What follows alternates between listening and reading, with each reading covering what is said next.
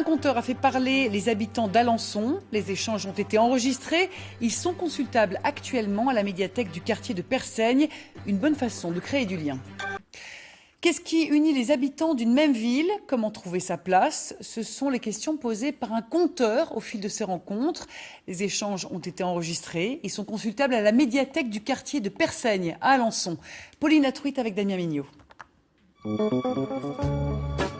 Nous sommes tous, vous et moi, des porteurs d'histoire. Le conteur Benoît Chocard en est persuadé. Alors il a demandé à des habitants de raconter dans un CD un moment précis de leur vie. Elles lui disent « ta sœur, c'est pas ta sœur ». Elle comprend pas. Elle se rappelle sa sœur qui des fois lui dit quand elle est fâchée « toi, de toute façon, t'es née dans une poubelle ». La petite fille en question a bien grandi. Et c'est elle, c'est Marie. Je voulais montrer l'importance des non-dits qui peuvent influencer toute une vie. Et le fait de savoir, ça m'a montré, comme je le dis dans mon histoire, ça m'a ouvert une autre porte sur la vie. Éric, lui, a souffert d'avoir perdu trop tôt deux êtres chers. Il voit le ciel lui tomber sur la tête. Il se demande comment c'est possible, comment il va vivre. Du jour au lendemain, il rêve d'un monde vraiment gentil.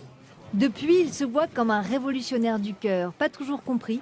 Alors se raconter l'a beaucoup aidé. On s'ouvre aux uns aux autres et puis peut-être le sourire revient beaucoup mieux et tout ça, c'est ça. Parce qu'autrement, c'était la tête dans le guidon, qu'on appelle ça dans un jargon cycliste. Mais bon, je me suis senti mieux quand même. Benoît Chocard a tissé un fil entre ces 14 personnages qui se posent tous la même question. Comment trouver sa place dans sa famille ou dans la société? On a des ressources qu'on n'imagine pas et on a plutôt tendance à s'enfermer dans nos difficultés, et c'est comment réveiller ça.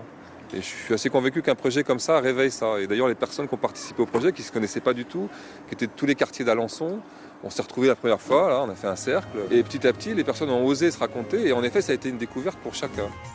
Et cette histoire-là ne fait que commencer. Elle s'écoute en ce moment à la médiathèque de Persaigne et se baladera l'an prochain dans les autres quartiers d'Alençon pour tisser une toile bien réelle entre les habitants.